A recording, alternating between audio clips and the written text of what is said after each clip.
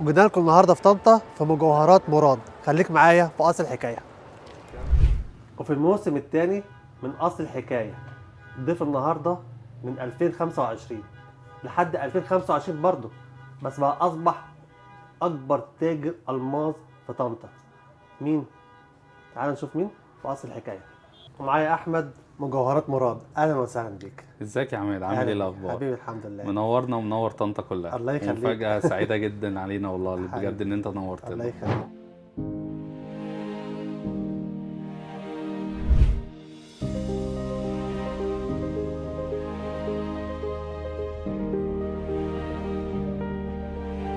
في بدايه اللقاء في عامل مشترك بيني وبينك، في صديق مشترك بيني وبينك. مين بقى؟ محمد علام اكيد. محمد علام في اصل الحكايه. عايزين نعرف بقى محمد علام ايجي دايموند طبعا. ايه محمد علام؟ ايه قصه محمد علام معاك؟ قصة محمد علام، هو محمد علام صديقي اصلا من قبل ما اشتغل في الدهب حتى. هو صديقي جدا، وانا اول ما عرفته ان انا هبتدي افتح محل دهب وكده، وكنت في الاول هنسميه مراد جولد، بس احنا دلوقتي مراد جولد اند دايموند. بصراحة ده بفضل محمد. قعد معايا واقنعني لا ان سوق الالماس في طنطا، ان طنطا محتاجه حد يكون قوي في الالماس، ومحتاجه ان حد يشتغل الماس، وفيها فعلا زباين الماس. هو بصراحه شجعني كتير. انا في الاول ما كنتش مقتنع، بس دلوقتي بقول بصراحه هو فعلا كان عنده حق، لان فعلا طنطا هي محتاجه محل الماس، محتاجه محل يكون قوي في الالماس. والحمد لله بفضل فكره محمد دي، بلس ان المحل بقى اسمه مراد جولدن دايموند، ان احنا الحمد لله اول سنه والحمد لله رقم واحد في طنطا في الالماس واكتر مسحوبات. احنا الحمد لله المكان الوحيد اللي يمكن في طنطا بيشتغل مع 3 شركات هم اكبر شركات الالماس في مصر كلها: ايجي دايموند، نصار دايموند، سكاي دايموند. والحمد لله كان كل ده بمشوره محمد.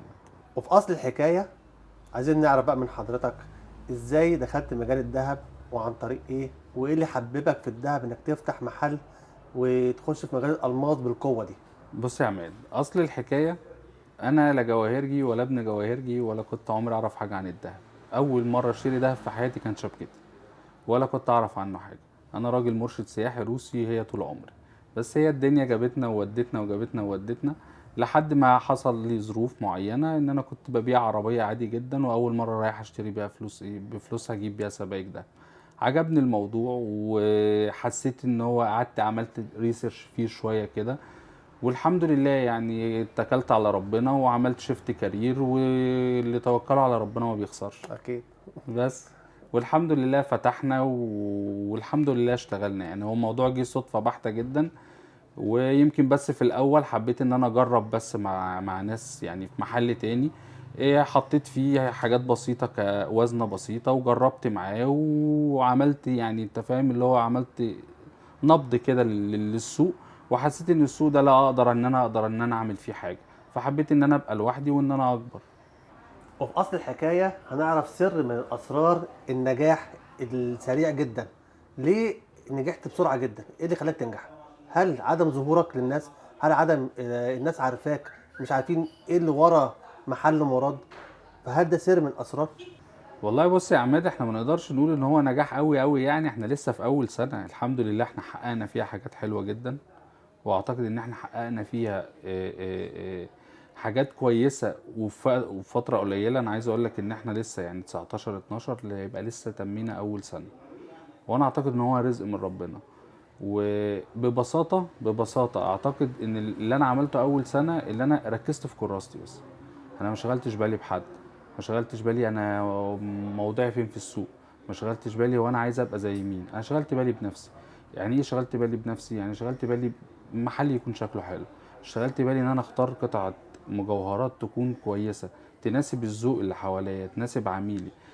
حاولت على قد ما اقدر ولسه بحاول وهفضل احاول ان انا احترم العميل، احترم ذوقه، احترم متطلباته، احترمه لما يجي يدخل المكان. انا عايز على طول ان هو يحس بفرق، مش عايزه يجي المكان عشان خاطر احمد. الناس مش عارفاني لان انا مش مركز ان الناس تعرفني. انا عايز الناس تعرف مراد، انا عايز الناس تعرف مجوهرات مراد. الترند النهارده واللي بيطلع النهارده كل الناس بتفتح، مع كامل الاحترام ليهم، هم كلهم ناس جميله جدا، بس هو النهارده المحل ده انا باجي عشان خاطر صاحبه الفلان، انا باجي المحل ده للحاج فلان، انا باجي للخواجه فلان، انا باجي لمدام فلان. انا مش عايز ده، انا عايز اجي بمراد. انا جاي اشتري من مراد، سواء مراد ده بيبيع له، سواء احمد صاحب المحل، سواء معاذ اللي شغال معايا، سواء يوسف، سواء بسمله، سواء اي حد من اللي شغالين معايا، سواء احنا او غيرنا. هو لا، انا عايز ارتباط العميل يبقى ارتباطه بالمكان، مش بصاحب المكان، مش باي حد يكون موجود في المكان، هو ارتباطه بالمكان. فانا بدي الايفورت بتاعي كله للمكان، كنظافه، كشكله يبقى شكله حلو، كأن انا اعمل سوشيال ميديا شكلها محترم. ما بوجهش للبيرسونال براندنج. احنا كل الناس اللي بتيجي تطلع النهارده عشان خاطر انها تماركت المحل هم ناس جمال جدا برضه، بس بحس انها في حته بيرسونال براندنج. انا صراحه دي مش شايفها فيا، انا شايفها ان عايز البراندنج نفسه يبقى مراد، الناس يبقى ارتباطها بمراد، سواء مراد ده مش مرتبط بشخص، مرتبط باي حد يبقى موجود فيه. فهو والله انا ما قصدتهاش، يعني هو ده لو يعتبر سر من اسرار النجاح في خلال سنه ان انا اوصل له، ده انا ما قصدتهاش. انا كل اللي انا عملته ببساطه زي ما كنا بنركز في كراستك، انا مركز في محلي، مركز اجيب قطعه كل حاجه حلوه. ايه الترند النهارده في المجوهرات، الزبون متطلباته ايه. لما بيجي لي الزبون اللي بهتم بيه قوي، والله احنا شفنا الحاجه الفلانيه مثلا سيف القاهره، والله احنا شفنا في شركه الفلانه مثلا الحاجه الفلانيه، انا بسعى لده. بحس ان انا بحط كل مجهودي ان انا اقدم للعميل اللي انت عايزه بره تلاقيه هنا، اللي انت محتاجه تلاقيه هنا، اللي طالع ترند تلاقيه هنا. انا مركز في مكاني، مركز في محلي وبس، مش مركز في نفسي. انا نفسي دي بتيجي بعد المحل ويمكن بعدها بكتير ده سر النجاح. اعتقد. هجيب لكم منه النهارده خصم متميز جدا، وفين؟ وفي طنطا، بس مع مجوهرات مراد. خليك معايا في اصل الحكايه.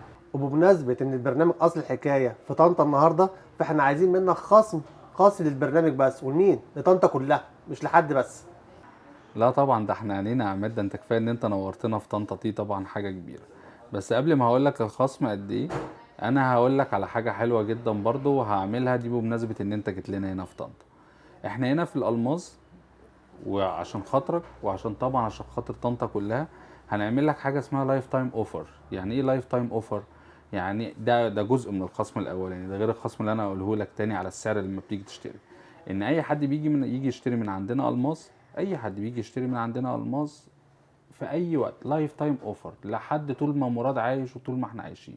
ممكن يجي في اي وقت يبدل القطعه، يديني القطعه، ياخد قطعه اغلى منها ان شاء الله تكون ب 500 جنيه ولا 1000 جنيه، يدفع ال 500 جنيه وياخد القطعه الجديده ويمشي. ده اول حاجه هنقدمها عشان خاطر انت نورتنا في طنطا. تاني حاجه عشان خاطر اصل الحكايه، هنديكوا خصم مش فيك، خصم لاول مره، لان احنا فعلا بنشجع الالماظ وعايزين المارجن بتاع الربحيه فيه تكاد تكون منعدمه. تاني حاجه بقى عشان خاطر اصل الحكايه نورتنا في طنطا، هنديكوا خصم 80%. ومعانا دلوقتي في اصل الحكايه فقره ضرب نار. معايا سؤال انا مش هقوله، انا هديهولك انت اللي تقراه. قادر ترد عليه رد، طب لو مش قادر هتمسك الكارت وتقفله. جاهز للسؤال؟ اكيد طبعا. اتفضل. لا طبعا مفيش الكلام ده. بص يا عماد، انت كاتب لي سؤال بتقول لي ان كل التجار وكل الناس بيقولوا عليك ان انت بتحرق في اسعار الالماس. لا طبعا مفيش تاجر بيحرق في الاسعار، ومفيش تاجر بيخسر عشان تبقى عارف. هو كل الموضوع بس ان هو ده سوق واعد، واحنا لسه اول سنة، احنا محتاجين ندي ثقة. الالماس يا جماعة مش فكرة بيع وشروة، الالماس هي ثقة ما بين مكان وما بين عميل. فانا لازم ادي الثقة للعميل ده. فانا اديها له ازاي؟ اديها له ان انا لازم ان انا اقدم له اوفرز واقدم له خصومات واقدم له اسعار هتبقى اقل من القاهره. هو احنا دلوقتي بنبني سوق في الالماس في طنطا ليه؟ لان كل العملاء، مفيش النهارده بيت في طنطا ما فيهوش الماس، كل العملاء، وفي عملاء كتير جدا للالماس في طنطا، بس هم جايبينها منين؟ اللي جايب من اسكندريه، اللي جايب من القاهره، اللي جايب من المنصوره. فاحنا احنا لازم نلم العميل بتاعنا، نلم العملاء بتاعت الالماس في طنطا. هنلمهم عن طريق ايه؟ ان احنا نقلل المارجن بتاع المكسب بتاعنا شويه. مش لازم نكسب كتير، مش لازم نكسب كويس، ممكن نكسب قليل، ولازم ونستمر على اننا نكسب قليل عشان نربي عميل للالماس في طنطا. دي حاجه طبيعيه، بس ده مش معناه ان انا بحرق خالص، لان مفيش تاجر بيخسر. تكمله للسؤال، بيقولوا برضو ان انت ما بتديش شهادات للالماظ. لا ازاي؟ يعني ايه ما بديش شهادات للالماس؟ انت كده كده محدش بيشتري القطعه لما بياخد شهاده. لو ما اديتش شهاده للالماس ده فيما معناه ان انا جايب يعني شغل مش من حد معروف. وزي ما قلت لك، هو الالماس مبني على الثقه.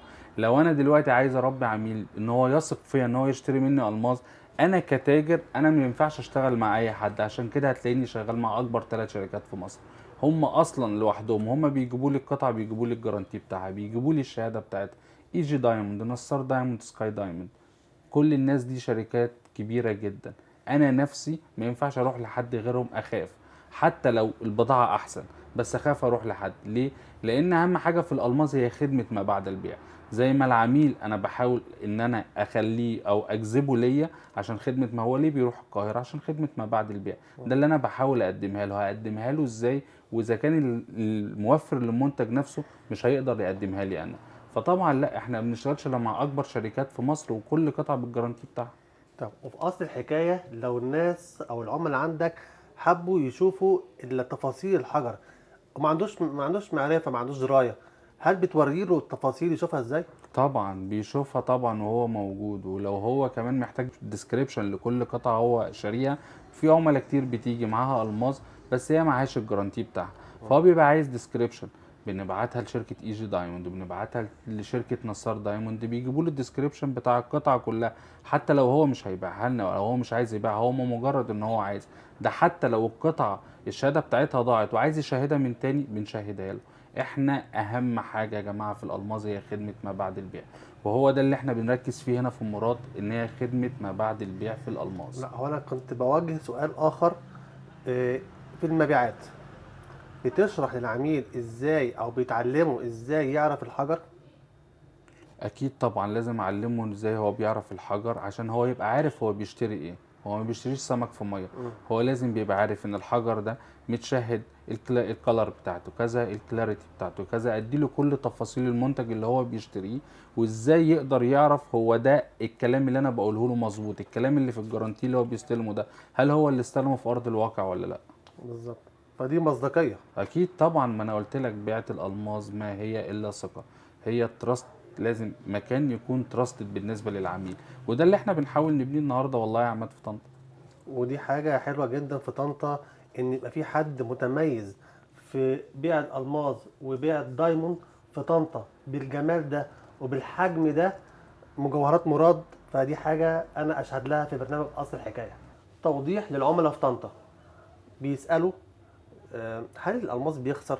لا، احنا خايفين نشتري الالماس عشان بيخسر. الالماس مش بيكسب زي الذهب. طب احنا عايزين توضيح بقى في اصل الحكايه لجمهورك ولمتابعينك ولمحبينك ولزباينك في طنطا. لا طبعا الالماظ لو حتى يقال ان هو بيخسر، هي دي اشاعة، بس هو الالماظ ما بيخسرش. ولو هو بيخسر فهو عند مجوهرات مراد ما بيخسرش. ما بيخسرش ليه؟ لان اول حاجة ان هو في اول 3 سنين لو فرضنا ان هو لو جه باع القطعة من تاني، كده كده انت شايف سعر الذهب النهارده عامل ازاي يا عماد. النهارده سعر الذهب على طول فهو طالع، فهو فرق في سعر الذهب ده هو في اول حاجة بيعوضه. ده رقم واحد. رقم اتنين، طب فرضا سعر الذهب قل، زي ما قلت لك احنا عندنا في مجوهرات مراد عشان نبني ثقة مع العميل عملنا العرض اللي انا قلت لك عليه، لايف تايم اوفر. هو يا باشا يجي في اي وقت، الاول العميل اول ما بيجي يشتري القطع او حب في اي وقت في خلال اول 3 سنين ان هو ممكن يجي، مع ان هو لايف تايم اوفر، بس ان هو يجي يبدل القطعة وياخد قطعة تكون اعلى منها، بس حتى لو ب1000 جنيه يدفع الفرق وياخد القطعة الجديدة ويمشي. ده اول حاجة. تاني حاجة، بعد 3 سنين بالظبط هو القطعة اللي معاه دي اصلا بيتعاد تقييمها، واصلا كده كده السعر كل فتره بيعلى. فهو الالماس، لا يا جماعه الالماس ما بيخسرش. الالماس دي ده حاجه جامده جدا وحاجه شكلها شيك جدا، وبتفرق جدا عن الزركون، حتى في اللبس وحتى في الشكل، حتى والله النهارده في الاسعار. النهارده الشبكات انا بشجع اي شبكه النهارده انها تجيب الماس. ليه بقى؟ النهارده ممكن اجيب توينز الماس من اول 25000 جنيه. توينز الماس، توينز الماس، يعني لو اي حد النهارده يقدر يجيب شبكه من اول 25000 جنيه. 25000 جنيه النهارده في الدهب يجيبوا قد ايه؟ كام يجيبوا؟ 5 جرام؟ ما مثلا. يجيبوش حاجة. اما النهاردة في الالماظ لا، فالالماظ النهاردة هو بقى سبيل كويس جدا، وبقى منفذ كويس جدا للي مش قادر يلبس دهب تقيل. وما بيخسرش، وعندنا في مجوهرات مراد ما بيخسرش، وعندنا خدمة ما بعد البيع متميزين بيها الحمد لله من اول سنة، وان شاء الله هنستمر على ده. وباذن الله ان شاء الله يعني يكون عندنا سوق كبير جدا في طنطا للالماظ، مش مراد بس، يبقى كل الناس كمان. مراد واصل الحكايه، خليك معايا. وفي اصل الحكايه عايزين نعرف خبر حصري. خبر حصر الاصل الحكايه. ان شاء الله عن قريب جدا هيبقى في ايفنت جامد جدا لكل عملة السبائك بتوع طنطا. طبعا يا عماد انت عارف ان اكبر شركة سبائك في مصر هي BTC. ان شاء الله هيبقى في ايفنت جامد جدا ما بين مراد وما بين BTC في طنطا، في مول طنطا قبل رأس السنة، بس الميعاد بالظبط هنعلن عنه. وان شاء الله طبعا انت لازم تيجي تغطي الايفنت ده، هيبقى حاجة جامدة جدا. وبنوعد كل العمرة السبائك بتوع طنطا هيبقى فيه عروض جامدة، هيبقى فيه مفاجآت جامدة جدا جدا جدا جدا كمان في السبائك ان شاء الله قبل رأس السنة. فأنا بقول لك أي عميل محتاج يشتري سبيكة، محتاج يشتري جنيه، انتظر المفاجآت اللي هتبقى موجودة في الإيفنت ما بين براد وBTC، ولازم تنورنا عماد. وفي اصل الحكايه فقره سوق الذهب، عايزين نعرف من حضرتك لما يكون في سوق ذهب 200 محل في مدينه العبور، ايه رايك فيه؟ والله يا عماد بص، هي حاجة جامدة جدا، وأنا سمعت عن موضوع سوق الذهب ده، وبصراحة هو هيسهل علينا احنا كتجار من طنطا كتير. لأن طبعا انت عارف لما بنروح القاهرة عشان نروح نجيب البضاعة بتاعتنا أو كده بنروح وسط البلد بتبقى الدنيا زحمة. أما بالنسبة لنا لو في العبور لا، ده حاجة جامدة جدا، وانت بتتكلم في حوالي 200 محل ومعظم كل الشركات المصنعة للذهب هتبقى هناك. فأنا أعتقد إن دي حاجة وخطوة جيدة جدا بصراحة. وفي نهايه اللقاء زي ما اتعودنا دايما الضيف هو اللي بيختم الحلقه. في الاخر احنا بنشكر اصل الحكايه مع عماد كودك ان هم نورونا في طنطا وان هم شرفونا، وفعلا كانت زياره عزيزه علينا جدا. وانتظرونا في برنامج اصل الحكايه مع عماد كودك يوم الخميس. كان معاكم احمد مراد.